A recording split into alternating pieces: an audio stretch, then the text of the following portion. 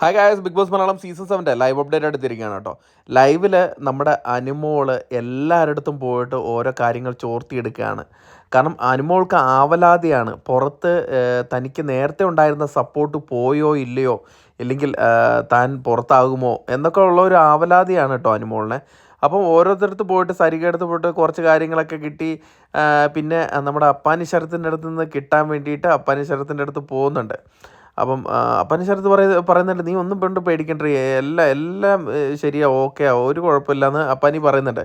അപ്പോഴേക്കും നമ്മുടെ അനുമോള് പറയുന്നുണ്ട്, ഞാൻ ഇങ്ങോട്ട് കയറുമ്പോൾ എനിക്കൊരു സപ്പോർട്ട് ഉണ്ടായിരുന്നു, അത് കുറയാണ്ടിരുന്നാൽ മതി എന്നാണ് പറഞ്ഞത്. അപ്പോഴേക്കും അപ്പാനി ശരത്ത് പറയുന്നുണ്ട്, എല്ലാം പോയെന്ന് പറയാം.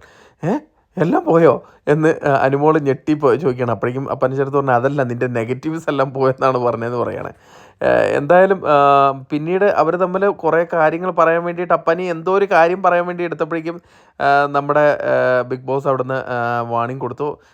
ശരത്തെ പറഞ്ഞതെല്ലാം ഓർമ്മയുണ്ടല്ലോ എന്ന് പറയുന്നുണ്ട്.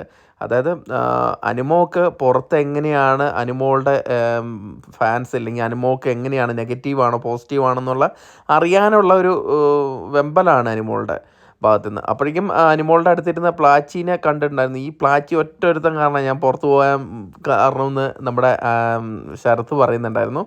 എന്തായാലും അനുമോൾ ഓടി നടക്കുകയാണ് ഇങ്ങനെ, എന്തെങ്കിലും കിട്ടുമോ, അവിടെ നിന്ന് കിട്ടുമോ എന്നൊക്കെ അറിയാൻ വേണ്ടിയിട്ട്.